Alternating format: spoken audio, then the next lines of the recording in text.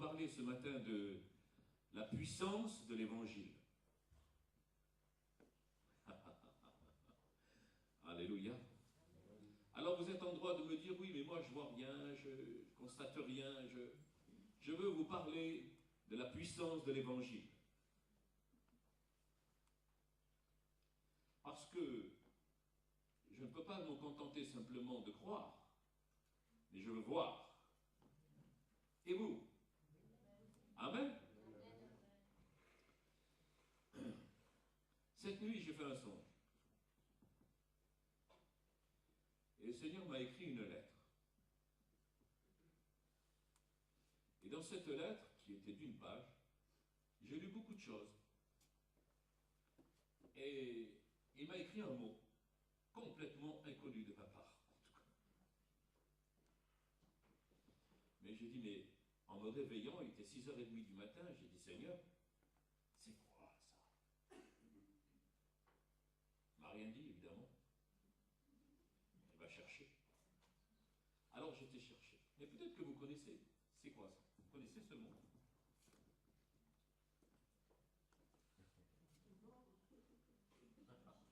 C'est effectivement, il a fallu que je cherche. Hein? Thaumaturge. C'est pas une courge, c'est pas, je sais pas. Ouais. Vous connaissez, qui est-ce qui connaît la thaumaturge? Allez, les enseignants là.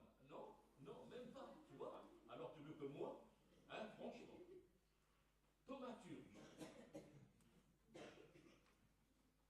Et c'est le seul mot de cette lettre qui a attiré mon attention et ma curiosité. J'étais sur Internet et j'ai vu thaumaturge. À l'époque chrétienne, Jésus était un thaumaturge. Alors je me suis dit, mais c'est bien, comme thaumaturge. Alors je vais vous dire, celui qui fait des miracles. Le terme s'applique essentiellement aux miracles de guérison. Je suis resté, j'ai prié pendant un petit instant, j'ai dit Seigneur, que ta volonté soit faite. Hein? Que ta volonté soit faite.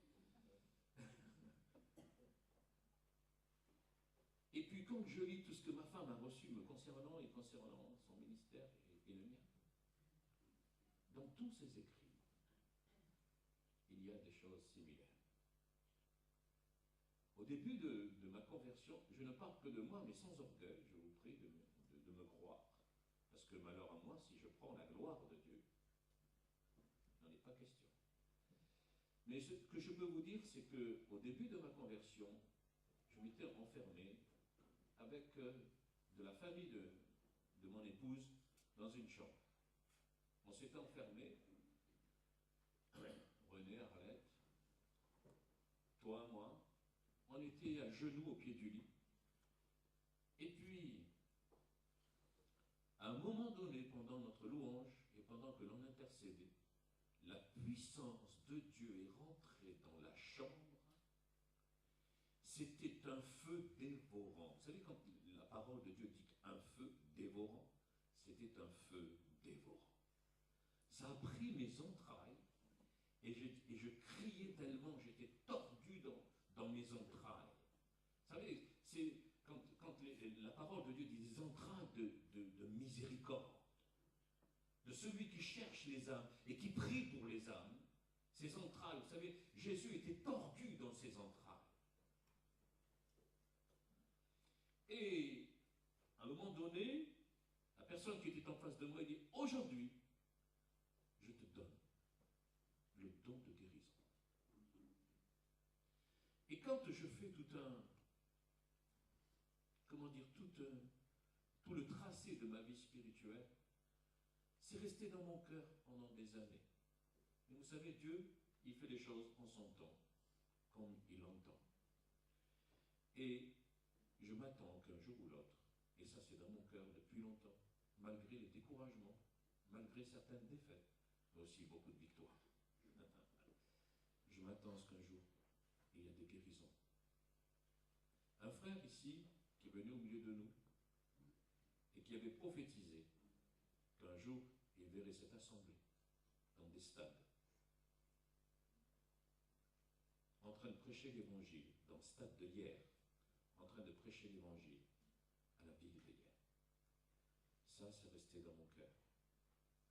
Et quand je vous donne la vision, ok, parce que beaucoup disent, je ne connais pas la vision, tu devrais la connaître depuis le temps que tu es là. Et quand un jour, le Seigneur m'a appelé, il m'a dit 2000. Et un pasteur s'est moqué de moi. Il m'a dit, mais alors, soyons réalistes, Charles. Je dis, mais je suis réaliste, parce que ce n'est pas moi qui le dis, c'est le Seigneur qui le dit. Il m'a dit 2000. 2000 personnes. Alors, je ne sais pas ce que veut faire le Seigneur. On est passé par tellement de moments durs et difficiles, que moi, ce mot thaumaturge-là, ça me travaille depuis ce matin. Et je bénis le Seigneur de ce qu'il parle. De ce qu'il parle. Et je ne crois pas que ça sera limité qu'à un individu. Mais que l'individu pourra prier sur ceux qui vont s'approcher et que certains aussi pourront faire les signes, des prodiges et les miracles que Jésus a fait.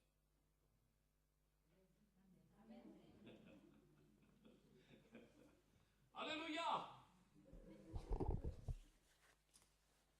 Thaumaturge. Moi, j'ai cru que c'était une tomate d'abord. Un mélange de tomate avec une courge. Thaumaturge. Non, non, non. C'est celui qui fait des miracles. Et le terme s'appliquant essentiellement aux miracles de guérison. Amen. Romains 16, 25.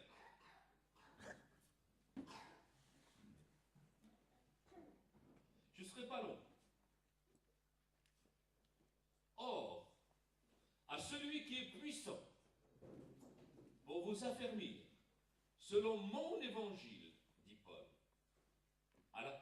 et la prédication de Jésus-Christ, selon la révélation du mystère à l'égard duquel le silence a été gardé dès les temps éternels. Or, à celui qui est puissant et qui peut vous affermir, la puissance, l'homme n'a rien comme puissance. Nous avons que l'autorité de Jésus, le sacrifice de Jésus, les meurtrissures de Jésus. Vous entendez, l'homme n'est rien. Et malheur à nous si on s'expose à avoir ne serait-ce qu'une ombre de gloire. Dieu résiste aux orgueilleux, il fait grâce aux humbles. Il y a quelque chose que je veux partager là maintenant. J'en ai parlé à mon épouse ce matin, je crois que ce matin ou hier, je ne me rappelle plus. Le Saint-Esprit m'a dit hier, ne recherche pas l'unité des croyants. Je dis, mais qu'est-ce que tu me racontes là, Seigneur? Ça va à l'encontre de tout ce que je crois. Moi, je recherche l'unité catholique, protestant. Non, non, non. Il m'a dit, c'est pas l'unité des croyants que je recherche. Il m'a dit, moi, ce que je recherche, et il me l'a dit comme ça, unité de la doctrine de Christ.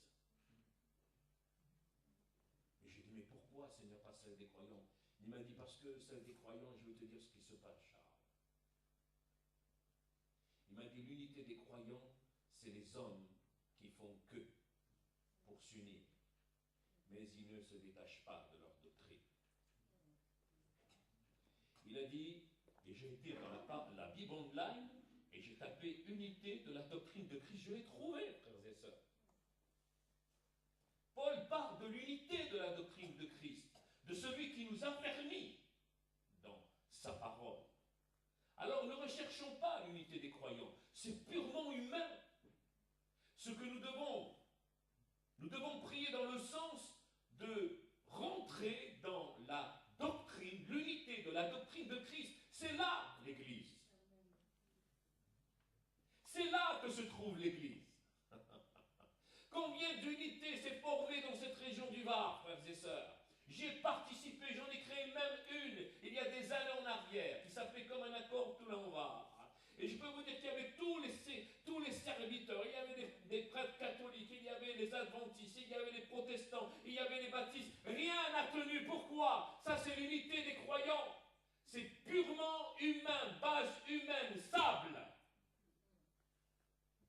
c'est l'unité de la doctrine de Christ. Ça, c'est inébranlable. Je vous en ai parlé déjà. C'est inébranlable. C'est sur le roc, sur le rocher. Et tous les chrétiens qui sont assis sur la doctrine de Christ seront, eux, alors dans l'unité. Et il n'y aura pas de mensonge au niveau de la doctrine. Il n'y aura pas de propos erronés au niveau de la parole. Nous sommes assis sur la doctrine de Christ. Je reviens Romains 16, 26. Ou bien je vais relire Romains 16, 25. Parce que depuis, on a un petit peu oublié. Or, à celui qui est puissant pour vous affermir selon mon évangile et la prédication de Jésus-Christ selon la révélation du mystère à l'égard duquel le silence a été gardé dès les temps éternels. C'est gardé, mais qui a été manifesté maintenant en qui, par des écrits prophétiques, a été donné à connaître à toutes les nations selon le commandement du Dieu éternel pour l'obéissance de la foi. Ô Dieu qui seul est sage. Oh, ça me rassure de trouver quelqu'un qui est sage, parce que franchement, nous manquons tellement tous de sagesse. Il est marqué dans Jacques, demandez-la et vous la recevrez, mais vous savez, on ne la garde pas trop longtemps.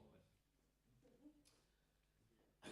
Ô Dieu qui seul est sage par Jésus-Christ, auquel soit la gloire éternellement. Amen. À celui qui est puissant pour vous affermir selon mon évangile. Vous entendez ce que dit Paul? Mon évangile. Est-ce que l'apôtre Paul n'annonçait pas le même évangile que nous annonçons? Était-il différent de l'évangile des autres apôtres? L'évangile était le même. Il parle de son évangile, car il est le seul à l'avoir reçu pour l'annoncer aux nations païennes.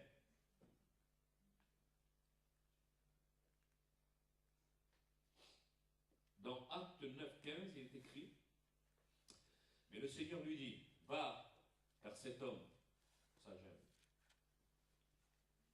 C'est pas quelqu'un qui, dans l'église, dit, bon, allez, va, tiens, allez, bon, écoute, je vois que tu as un bon témoignage, hein, allez, bon, tu sais prier, et là, tu donnes une bonne dîme, hein, allez, je sens que tu as un appel en toi.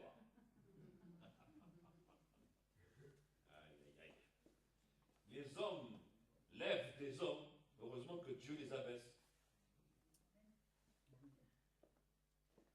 Combien de ministères se sont levés, élevés par des hommes, et combien sont retombés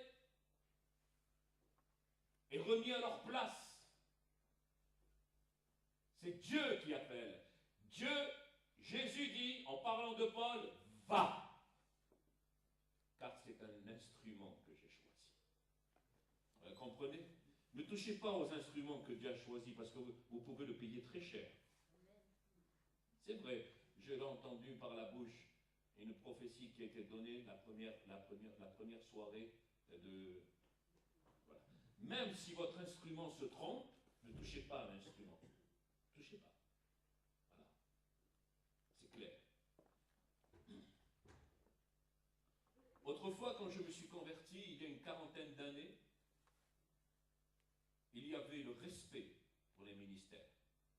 Et même si les choses me dérangeaient, parce que des choses m'ont dérangé au niveau des ministères, je peux vous dire une chose, j'avais le respect pour le frère, et je n'allais pas au-delà, et personne n'allait au-delà.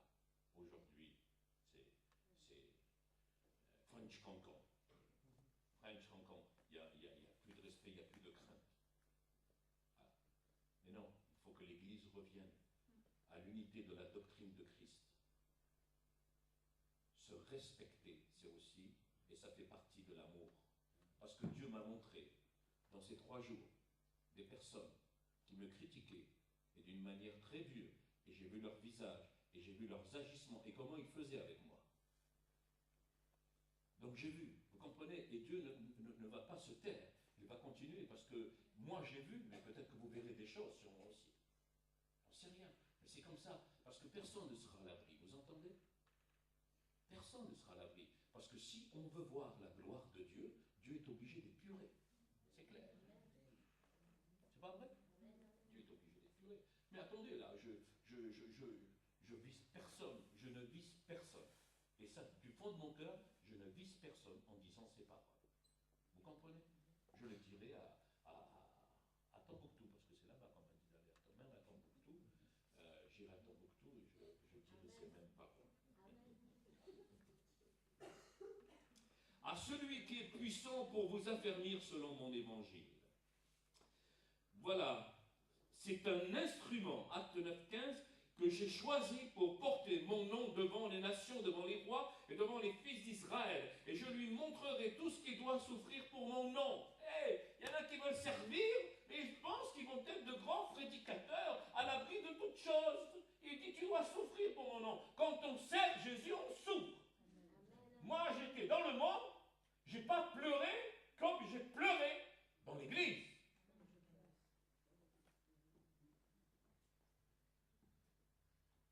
J'ai autant pleuré dans l'église que dans le monde. Je lui montrerai tout ce qu'il doit souffrir pour mon nom. C'est pour ça qu'on trouve personne aujourd'hui. Personne qui s'engage. Personne qui va aller parce qu'ils savent qu'ils vont souffrir. Alors c'est clair, le message est clair. Tu vas souffrir. Heureux ceux qui seront persécutés à cause de mon nom. Tu vas souffrir. Tu es dans les ténèbres, tu es au sein des ténèbres. Ce monde-là, c'est les ténèbres. Tu es entouré des ténèbres. Il te dit, sois sage comme une colombe, prudent comme un serpent, parce que tu es entouré de ténèbres. Tu as besoin d'être sous la coupole de Jésus-Christ pour être protégé de tout cela. Si tu marches avec Jésus, tu peux marcher au sein des ténèbres. Rien ne te touchera. Il ne te nuira pas parce que tu es dans le Christ. Amen. Oh, ça commence à venir. Tout ce que Paul a reçu, frères et sœurs, ce fut par une révélation directe du Seigneur ressuscité. Il n'a pas inventé les choses. 3 jours, il a mordu la poussière, 3 jours aveugle, et en tâtant, il cherchait, lui qui emmenait les chrétiens à la persécution, qui allait les amener à la mort, et bien lui, il est terrassé, il tombe de son cheval sur le chemin de Damas, et là, Dieu lui parle.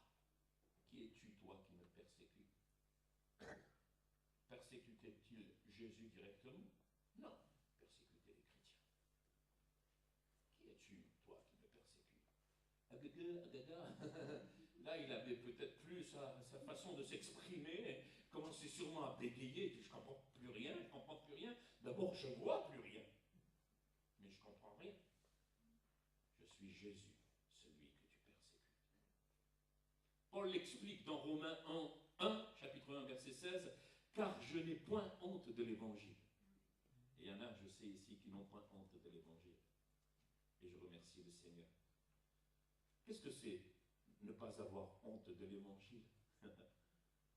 Qu'est-ce que c'est? Parce que quand tu passes à côté de ton voisin, qui te dit bonjour tous les jours, tu lui dis que le Seigneur te bénisse. Oh, voisin, ça, j'ai pas honte de l'évangile. Et nous, si on voit son visage et son regard qui te regarde, là, oui, tu te dis aussi, là, pas trop m'approcher. Je ne vais pas lui dire que le Seigneur te bénisse, il va me donner un coup de pioche. Je n'ai pas honte de l'évangile. Sur mon lieu de travail, à l'école. À l'école. Je n'ai pas honte, hein? Je n'ai pas honte de l'évangile. C'est une puissance de Dieu pour le salut de quiconque croit, du juif premièrement, puis du grec et de toute l'humanité tout entière, de toutes les nations. Frères et sœurs, pouvez dire avec moi, est-ce que vous pouvez le dire? L'évangile, c'est une puissance de Dieu. L'évangile, c'est une puissance de Dieu. Thaumaturge. En réalité, la véritable définition de l'évangile, c'est que cet évangile devient en toi, frères et sœurs, non pas seulement une bonne nouvelle pour les autres, c'est une puissance de salut pour quiconque croit. Que si tu crois, c'est une puissance. C'est une puissance de Dieu pour le salut de quiconque croit. L'évangile est vraiment et réellement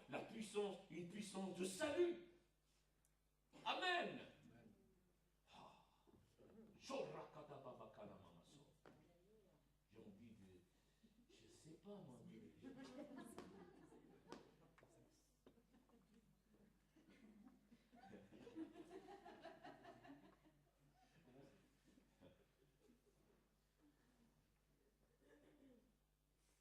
Un Corinthiens 1,18, car la parole de la croix est folie pour ceux qui périssent.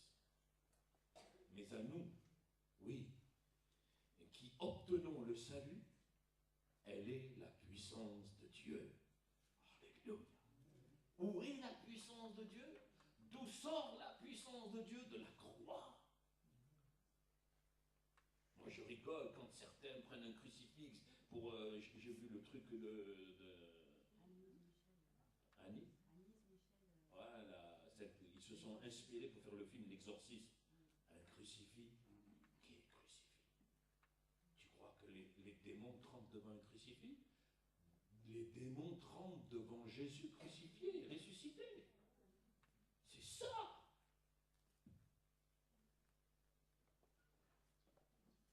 Qu'est-il marqué? Oh Seigneur, montre-nous le royaume. Jésus a dit, le royaume de Dieu? Le royaume de Dieu. C'est moi qui viens et je chasse les démons. Ça, c'est le royaume de Dieu. Qui veut chasser les démons?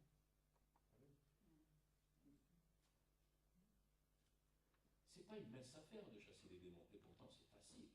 Il a dit, vous chasserez les démons.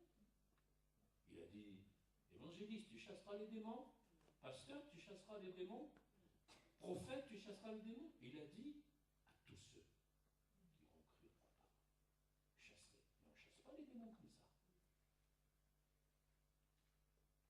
Plusieurs dans la parole de Dieu ont voulu chasser les démons.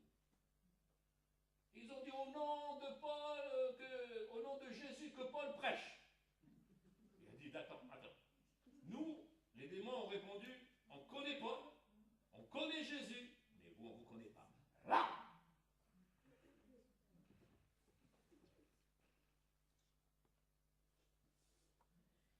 Les démons savent qui se trouve devant.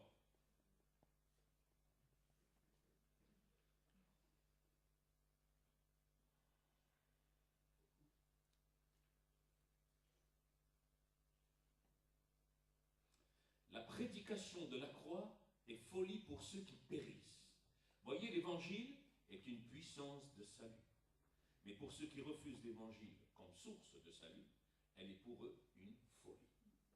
Plus encore, écoutez bien, parce que c'est la parole qui le dit, ils en meurent. Ils meurent. C'est fini. Normal. Si le Seigneur a mis en place une œuvre de salut, c'est qu'on se trouve en danger. Il y a une œuvre de salut, elle est là. C'est qu'on se trouve en danger, le monde se trouve en danger, l'humanité se trouve en danger. Et le danger, c'est quoi? C'est la mort spirituelle. Je disais à mon neveu hier, j'avais un neveu, hier à côté de moi, et il me disait, par rapport à la mort, parce qu'il s'occupe des morts, tu sais, il fait tout beau.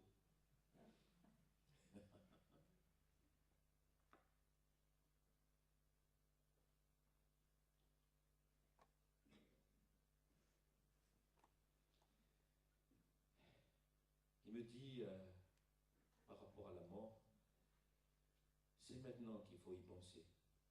Je lui dis, ah ouais? Il m'a dit oui, c'est maintenant qu'il faut prendre et réserver la place pour se faire beau.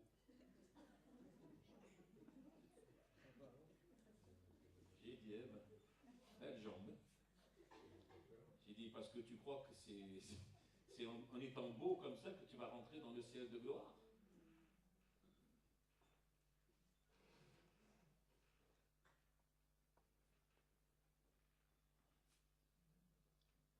La mort spirituelle, elle est plus terrible que la mort physique. Plus terrible. Elle est sans issue. Bien que l'homme soit en danger, frères et sœurs, l'évangile ne force personne. Si vous lisez les évangiles, vous les avez sûrement déjà lus, l'homme sera toujours placé devant un choix. Et le choix, parce que cela vous distingue d'un animal. Quand on dit que l'homme descend du singe, eh bien moi j'ai jamais vu un singe faire un choix. Mais l'homme devant Dieu fait un choix, pas le singe. Dans Deutéronome 30, 19, il dit: j'en prends aujourd'hui à témoin contre vous le ciel et la terre, j'ai mis devant toi la vie et la mort, la bénédiction et la malédiction. Choisis la vie, afin que tu vives, toi et ta postérité. Vous ne le savez peut-être pas, mais ce monde, aujourd'hui, peut-être que vous l'ignorez pour certains, est sous la malédiction. Il y a une malédiction sur le monde. Et la parole de Dieu déclare, dans Romains 3, 23, tous ont péché et sont privés de la gloire de Dieu. Amen. Si Christ n'est pas dans ta vie, tu es sous la malédiction. La Bible français courant dit, c'est une autre version qui donne dans plus de détails la même pensée, c'est tous ont péché et sont privés de la présence glorieuse de Dieu. Mais Dieu, dans sa bonté, les rend justes à ses yeux gratuitement par Jésus-Christ qui les délivre du péché. Et je dis Amen. Et moi, je rends grâce au Seigneur de ce qu'un jour Jésus est entré dans ma vie. Je rends grâce au Seigneur. Parce que je ne suis plus sous la malédiction, je suis sous sa bénédiction. Un jour, le thaumaturge, vivant et réel, a posé sa main sur moi et a transformé ma vie. La venue de Jésus sur terre n'est pas due à un hasard. Paul a réalisé cela quand il s'est trouvé par terre. Sa naissance fut différente de celle des autres hommes, de tous les hommes. Elle est différente. Il a fallu que ça soit ainsi. À l'âge de 12 ans, il provoquait l'étonnement de tous les docteurs de la loi dans le temple. Mais qu'est-ce que c'est? Comment il parle, cet enfant? 12 ans, déjà, il enseignait, il parlait avec les docteurs. À 12 ans, on va jouer aux billes. Moi, à 12 ans, je joue aux billes. Bon, j'avais peut-être passé le cap des billes. Mais on jouait. À 12 ans, aujourd'hui, on croit qu'on est un homme. Ou une femme. Oh là là. Les petites jeunes filles, dès qu'elles ont des formes, là, ça y est, tu peux plus leur parler. Elles sont femmes. Et dès que le jeune homme, il commence à dire « Bonjour papa, tu vas bien ?» Oh, puis ça y est, il a commencé à muer. J'ai mon petit-fils qui commence à muer, là, c'est rigolo. « Bonjour, ça va ?» « Ça va, oui, ça va, oui, ça va. » C'est des hommes. C'est des femmes.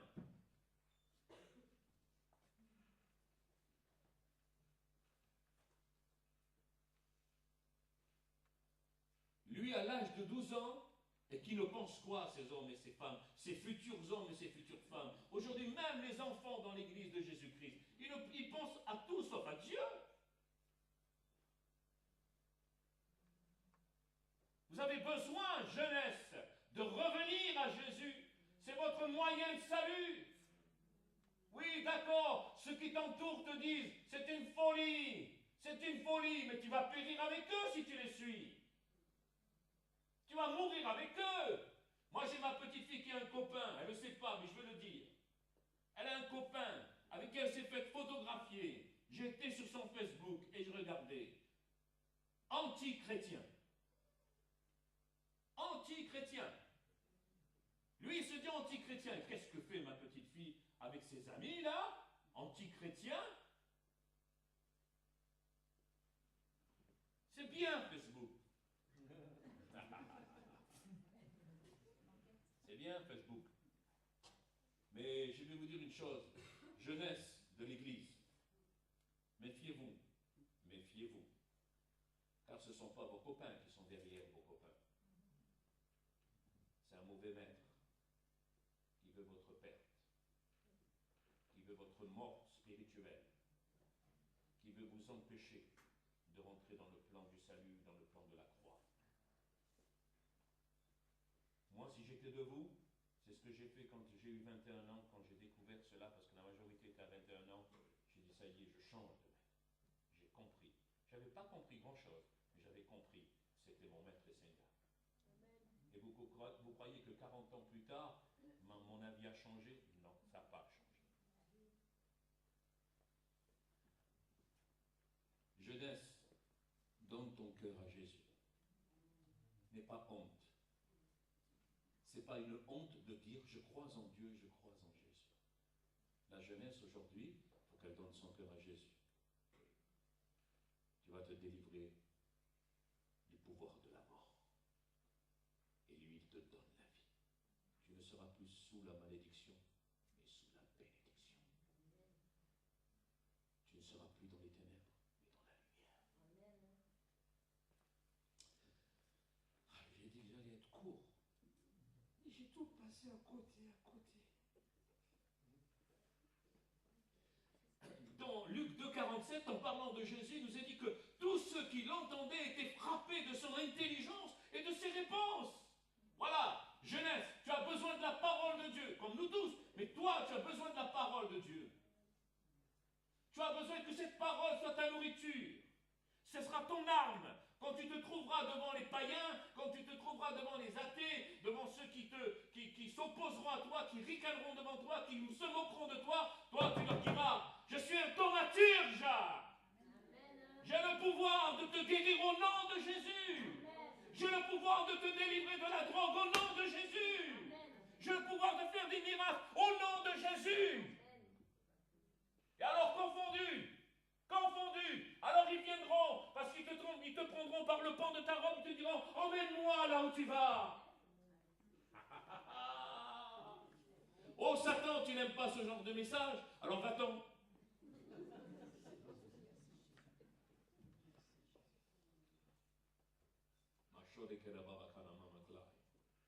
Vous croyez que je prêche pour me faire du bien? Oui, je me fais du bien. Et ce n'est pas que du bien. La prédication est apportée pour que nos yeux s'ouvrent, pour que nos oreilles entendent. Avant de commencer sa mission, celle que Dieu son Père lui a confiée, parce que Jésus dira bien, écoutez bien, combien on entend de chrétiens dire « j'ai fait ».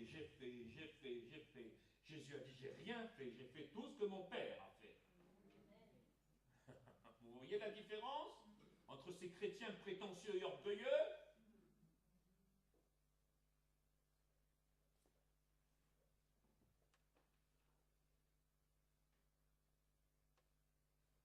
Jésus est entré premièrement dans l'obéissance, et ce fut le baptême. Vous avez reçu des promesses de la part du Seigneur? Oui ou non? Qui est-ce qui a reçu des promesses? Ah, il y a beaucoup de... Ah ben, attendez, parce que moi, je n'en ai pas reçu qu'une. Je me rends, Seigneur. C'est ça. Bon, si tu as plusieurs promesses, tu viens devant Dieu, tu dis, je me rends. J'en ai plusieurs. Je me rends. Parce qu'il faut se rendre. Hein. Si vous venez avec vos propres forces, vous dites, Seigneur, j'ai tes promesses. Ah, attends, Seigneur, tu sais qui je suis? Tu sais qui je suis, Seigneur? Oh, Charles Muscat. Chanteur de l'Éternel, chantre. Évangéliste, pasteur. Et puis attendez, j'ai encore d'autres étiquettes, mais je ne les sors pas. Moi je suis comme, vous savez, comme les généraux russes, un truc là, un placard là. Oh, j'ai fait des combats et des combats, moi, dans ma marche. J'ai été décoré. Hein. Qu'est-ce que tu as fait pour moi? Ben, Seigneur, mais attends, comment t'es pas au courant? Tu sais pas que j'ai chassé les démons en ton nom? Ah oui. Et j'ai même guéri des malades en ton nom, Seigneur. Et puis je parle de nouvelles langues. Et puis j'ai prêché ta parole. Et puis j'ai. Allez, écoute, retire-toi de moi. Retire-toi de moi parce que toi, tu commets l'iniquité. Retire-toi de moi parce que tu commets l'iniquité. Je ne te connais pas. Je ne voudrais pas m'entendre dire ça, frère et sœurs. Tu n'as pas eu de relation intime avec moi. Parce que le mot connaître ici, c'est un acte sexuel. Une connexion intime avec moi. Je ne te connais pas. beaucoup qui vont vers le Seigneur quand tout va mal. Et quand tout va bien, eh bien, il est oublié. Le Seigneur veut qu'en toutes circonstances, nous soyons sur le chemin, à marcher avec lui. Alors, quant à sa mort, frères et sœurs, sa mort, les évangiles, il faut lire et les relire.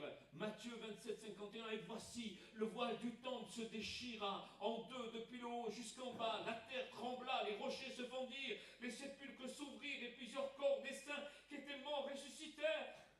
Étant sortis des sépulcres après la résurrection de Jésus, ils entrèrent dans la ville sainte et apparurent un grand nombre. Imaginez le tableau, imaginez l'événement. Tous les journalistes, toutes les caméras branchées, avec toutes les coupoles de satellites là, comme ça, là. Ah, mais oui, ça peut arriver, frères et sœurs. Oui, des saints peuvent encore ressusciter. Oui, parce que rien n'a changé. Parce que celui qui fait les miracles, il est vivant. Il est vivant. Il veut que chacun de nous soyons des thaumaturges.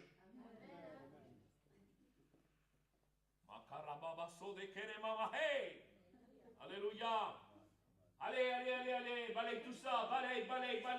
Balaye dans ton cœur, balaye dans ta maison, balaye dans ta vie. Chasse les pensées, les sentiments, les mauvaises pensées, les mauvais sentiments. Chasse ton orgueil, chasse ton vouloir et ton croire. Chasse tout ça. Moi, rien.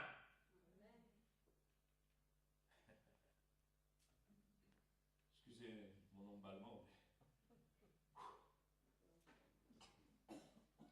Le centenier et ceux qui étaient avec lui pour garder Jésus ayant vu le tremblement de terre et qui venait d'arriver, furent saisis d'une grande frayeur. Voilà ce qu'ils vont faire. Ils vont être saisis d'une grande frayeur. Imaginez que là, maintenant, Matthieu, ces deux jambes repoussent. Vous serez animés non pas d'une joie, mais d'une grande frayeur. Parce que le roi des rois l'aura fait. Et moi, je crois. Tout à l'heure, je vais te prendre en photo, Matthieu. Je vais te prendre en photo tel que tu es. Pour faire la différence entre ce qui va venir et arriver. Il est fou, Charles. Oui, je sais. La prédication de la croix, c'est une folie pour ceux qui périssent. Quoi? Repousser les gens? Tu marches sur quelque chose qu'il a créé. Tu as en face de toi un être magnifique.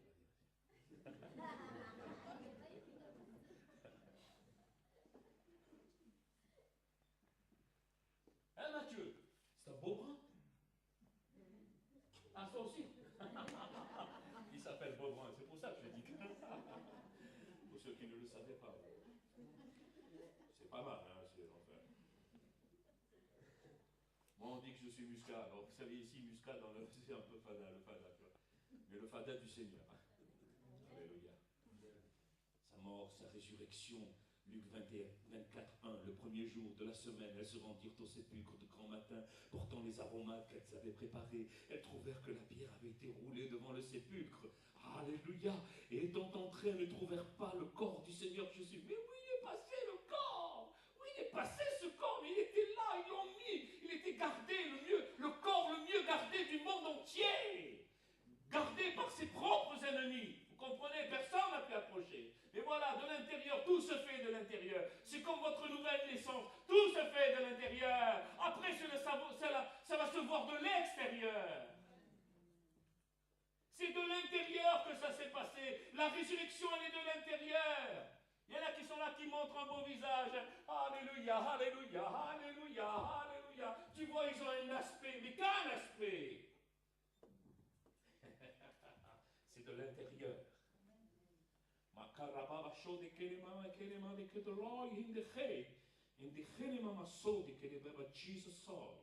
Alléluia. Saisie de frayeur devant les deux hommes qui leur apparurent, elles baissèrent le visage contre terre. Voyez, frères et sœurs, c'est que l'Église prétentieuse et orgueilleuse aujourd'hui qui croit qu'elle est arrivée, qu'elle est arrivée en réalité, elle n'est arrivée à rien.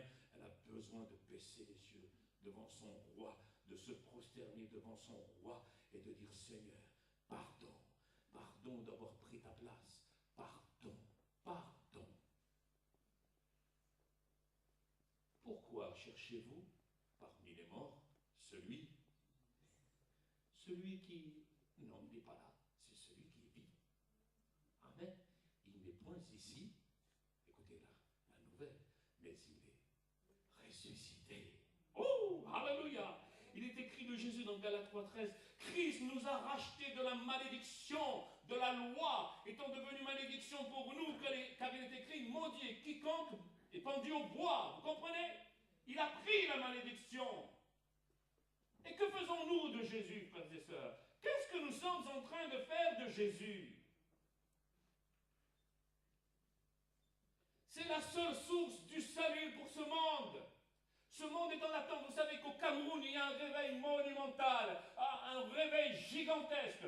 Tous les 20 mètres, il y a une église. Tous les 20 mètres, il y a une église. Et l'église, c'est l'habitation. Alors, il y a des églises, il y a des habitations. Les chrétiens se montent devant leur porte et ils prêchent l'évangile. Ils ne savent plus comment faire. Il n'y a plus de salle de cinéma. Bah, toi, bah, écoute, je ne sais pas. Voilà. Il n'y a plus rien. Mais c'est comme en Angleterre, quand le réveil a touché, il n'y avait plus de stade, il n'y avait plus personne dans les stades. Écoutez, il n'y avait que les chrétiens dans le stade pour annoncer l'évangile et pour exercer la puissance de Dieu comme un thaumaturge. À l'église, réveille-toi. Réveille-toi d'entre les morts. Et Christ éclairera. Et Christ donnera la prédication de la croix. Et Christ donnera la puissance du Saint-Esprit pour œuvrer, afin que les ténèbres soient chassées. C'est les ténèbres qui doivent être chassées. Vous entendez? Les ténèbres. Nous n'avons pas affaire avec de la chair et du sang. Vous avez un problème dans l'église avec un frère. C'est les ténèbres. C'est les ténèbres. Vous avez un problème avec votre voisin. C'est les ténèbres qui sont là pour mettre leur haine et manifester leur haine. Il y a des malades, c'est les ténèbres qui mettent la maladie. Oh, pas toutes. Je vais être sage quand même. Parce que si vous fumez, ce n'est pas les ténèbres. Dans un sens, oui, mais c'est la cigarette qui fera votre mort. Mais les ténèbres sont pour beaucoup de choses. Une petite jeune fille, là, je suis resté gravé avec cet exorcisme. J'ai jamais vu le film, jamais de ma vie. Je l'ai vu en réel, alors donc j'ai pas besoin de voir le film. Ce que vous voyez dans le film, je l'ai vu en réel. Au début de ma conversion, le soir, j'ai pas éteint la lumière, j'ai laissé la lumière allumée, tellement je tremblais. Mais j'ai vu la puissance de Dieu, la gloire de Dieu. Comment le pasteur avait autorité sur ces puissances démoniaques. Et il y avait un chrétien qui jouait, vous savez, les chrétiens spirituels, à ce que je parlais tout à l'heure, que Dieu ne reconnaît pas. Il était là en plein milieu. Et moi, je ne savais pas. Mais Satan le savait. Au nom de Jésus, sors de ce corps. La tête se retourne. Et les démons lui disent, toi, qui n'es pas rempli du Saint-Esprit, si je sors de ce corps, c'est pour rentrer dans le tien. Le pasteur m'a pris, l'a mis dehors, c'était le trésorier de l'église.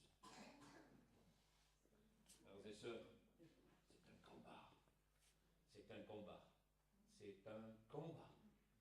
Quand Dieu dit, tu rentres dans l'église de Jésus-Christ, en réalité, il dit, tu rentres dans mon armée. Il est enrôlé dans une armée. Alléluia. Depuis mon engagement avec Christ, ça a toujours été mon point, ça, le combat. Le combat. Oh, j'ai eu des faiblesses, j'ai eu des moments de découragement, ça a duré même peut-être des années, mais c'est le combat. Et là, il revient avec puissance, il revient avec force. Alors priez pour moi, et priez aussi pour vous, mais priez pour moi, et priez pour tous ceux qui s'engagent, parce que nous avons besoin de faire reculer les puissances des ténèbres, afin que l'Église, eh bien, manifeste la puissance de Dieu. Alléluia. Le royaume de Dieu. Le royaume de Dieu. Voulez-vous, les gens qui viennent pour la première fois, je disais à mon épouse, tu crois que c'est normal que ceux qui sont habités de mauvais esprits sont là à ricaner, à bouger, à ne rien dire pendant tout le temps de la réunion et que ça se passe comme chez McDonald's? Ils sont là, ils ne sont pas inquiétés. Mais à l'annonce de l'évangile, même en chantant l'évangile, ils ne doivent plus tenir en place. Les démons doivent se sentir gênés, empêchés. Et ils devraient s'enfuir en courant. Non, mais ils sont bien là, parce que bien souvent on leur met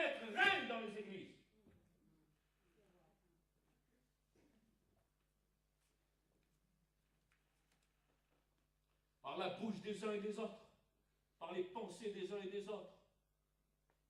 Nous avons besoin de nous rectifier. Allez, j'ai fini.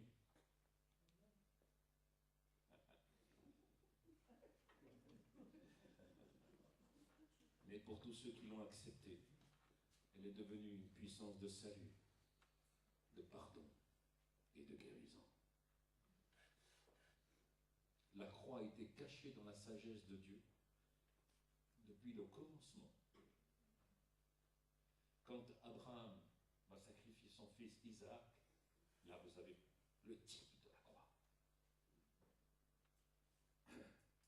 Le sang qui était badigeonné sur les linteaux des portes. On ne prenait pas n'importe quel animal, il fallait choisir un animal sans défaut. C'était ce sang qui était valable et reconnu par Jésus. Et quand Jésus meurt, dans Ésaïe 53, il nous est dit qu'il était sans défaut et sans tache. C'est pour cela que son sang de la valeur. Moi, je crois que des personnes peuvent être reconnues par Dieu saints et saintes en Jésus-Christ. Vous savez, moi j'aimais bien ce pape, il s'appelait Jean-Paul II, c'est ça? Prédécesseur de celui-là. On l'a béatifié. On l'a... Moi je trouve que c'est une grande erreur. Quelle grande erreur.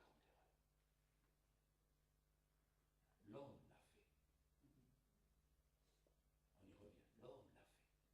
Et voilà, je crois qu'il y a dans l'Église et le corps de Christ des hommes et des femmes saints, saintes, à cause du sang de Jésus-Christ. Quand Marie a été choisie, frères et sœurs, vous croyez que cette femme c'était n'importe qui, n'importe quoi? Bien que nous, les évangéliques, nous n'adorons pas Marie, c'est vrai, mais nous reconnaissons que Marie a été choisie par Dieu. Parce que c'était une femme qui était dans les plans de Dieu, parce qu'elle était pleine de Dieu. Elle a été pleine de Dieu, pleine, par le germe de Dieu. Comprenez? Alléluia. Et de là est sorti le magnifique, le glorieux, le tout-puissant, le Seigneur des seigneurs, le roi des rois. Vous entendez? Alléluia. Alléluia. Alléluia. Sans jamais oublier que là il y a encore un type de la croix. Quand Moïse frappe le rocher dans le désert, là c'est un type. Le rocher c'est Christ. Dans les évangiles, il est bien expliqué que le rocher c'est Christ. Eh bien Moïse frappe le rocher. Et parce qu'il a frappé 2 fois, il n'est pas rentré dans le pays de la promesse. Parce que Christ devait mourir qu'une seule fois pour les péchés des hommes. Sans oublier tout ce qui se passait sur l'autel des holocaustes, toutes les offrandes qu'on apportait, tous les animaux qui étaient tués pour couvrir les péchés des hommes, les péchés d'Israël. Sans oublier dans le tabernacle tous les sacrifices qui se faisaient dans tous les 3 temples, tous les sacrifices, c'était le type de la croix. Il est évident que c'est là un mystère caché. C'est un mystère caché. Aux yeux du monde, c'est une folie. Ils ne comprennent pas. Et ce soir, enfin ce matin, nous avons compris. Pendant des siècles, ça a été révélé par les prophètes. Vous savez, la génération de Jésus, elle a vu que dalle. Excusez-moi le terme, que dalle. Rien. Ils sont là dans l'attente d'un Messie, où c'est écrit presque dans tous les livres de l'Ancien Testament qu'il va arriver, qu'il va naître. Il donne le lieu de naissance, Michée 5.1. Il donne son ministère, Luc 61. Il donne sa mort, Psaume 22. Vous comprenez? Il est là, tout est là, tout est écrit. Il arrive, tout se passe comme c'est écrit, il ne voit rien. À part un seul qui a dit, comment dois-je faire pour hériter le royaume des dieux, rentrer dans la vie éternelle? Il dit, ah là là là là. Tu dois naître de nouveau. Qu'est-ce que c'est naître de nouveau? Comment? Je dois retourner dans le ventre de ma mère? Nous savons que les miracles, celui-là a dit, nous savons que les miracles que tu fais, elles ne peuvent venir que de Dieu. Et il y a 2 sur je ne sais pas combien de sacrificateurs, hein, du temple, de la synagogue, deux sœurs. Vous les connaissez? Les deux? Allez. J'entends pas. Nicodème et l'autre. Non. Oh, les théologiens. Tu ne te rappelles pas? Je savais que c'était un théologien. Joseph d'Arimathée. Non, mais lui, là, il fait le timide. Mais il connaît bien la parole. Il la connaît bien. Lui, depuis qu'il est né, il est dans la parole. Oh, bien sûr, il a eu un petit peu des droites et des gauches, mais il est revenu sur le chemin. C'est ça l'essentiel. Mais il connaît bien la parole. Peut-être mieux que moi encore. Alléluia. Hébreux 1:1. Et je finis avec ça. Voilà. Dieu, ayant autrefois, à plusieurs reprises et en plusieurs manières, parlé au Père par les prophètes, à la fin de ces jours-là, nous a parlé dans le Fils qu'il a été héritier de toutes choses, par lequel aussi il a fait des mondes. Entends cette révélation. Tu entends cette révélation? Écoutez bien. Il a fait de Jésus, il a établi héritier de toutes choses, par lequel aussi il a fait les mondes.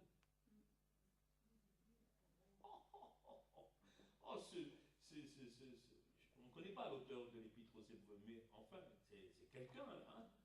C'est quelqu'un. Et qui étend le resplendissement de sa gloire et l'empreinte de sa substance, et soutenant toutes choses par la parole de sa puissance. Il soutient toutes choses par la parole. Il soutient. Alors, il fait les mondes. Il est la substance de Dieu. Il est le rayonnement de la gloire de Dieu. Et il soutient tout par sa parole. Jésus est la parole. Vous prenez Jean. Au commencement était la parole était Dieu, et la parole était avec Dieu. Vous comprenez? Eh bien voilà. Il nous est dit, il soutient toutes choses par sa puissance, ayant fait par lui-même la purification des péchés. Et je dis Amen. C'est assis à la droite de la majesté dans les hauts lieux. Voilà où se tient le Seigneur. Allez, Hébreux 10:5. C'est pourquoi, en entrant dans le monde, il dit, tu n'as pas voulu de sacrifice ni d'offrande. Il a cherché à avoir un sacrifice, une offrande. Il n'a pas trouvé. Il a dit, je ne trouve personne. Il a dit, mais tu m'as formé un corps. Et à partir de là, amis, frères et sœurs, le monde des ténèbres a commencé de trembler. Le monde des ténèbres a commencé de chuter. Satan a perdu son pouvoir. Et c'est Jésus qui règne en maître. Dans l'attente de son retour, parce qu'il revient. Il a dit, je reviens. Et aujourd'hui, je vous ai dit il n'y a pas longtemps, jamais on a été aussi proche du retour de Jésus. Mais là, tous ces jours-là, vous voyez la montée de l'islam. Ça, c'est l'Antichrist. L'Antichrist avec l'Europe, c'est l'Antichrist. Il est là, la pensée de l'Antichrist. Qui est l'Antichrist? C'est celui qui renie que Jésus est le Christ, le Fils de Dieu. Eux le renient. Et eux, là, ils sont en train de monter en flèche, comme ça. Je vous dis, plus que jamais, il faut s'attacher au Seigneur. Plus que jamais, il faut rentrer dans la puissance de Dieu. Plus que jamais. C'est comme ça qu'ils vont reculer. C'est comme ça que la majorité des musulmans vont se convertir au christianisme. C'est comme ça, quand ils vont voir la puissance de Jésus, le Issa de leur Coran, quand ils vont voir Jésus à faire des miracles et des guérisons, ils vont dire, mais attends, mais qu'est-ce qu'on nous a dit? Que Jésus c'était simplement un prophète? Mais c'est plus qu'un prophète. Quand on va leur dire, c'est Dieu, alléluia, amen, alors ils disent, donne-moi ton Dieu. Et ils vont se convertir en masse. Déjà, ils se convertissent en masse. Amen. Bon, allez, je vais arrêter. J'aurais plein de choses encore à partager, mais je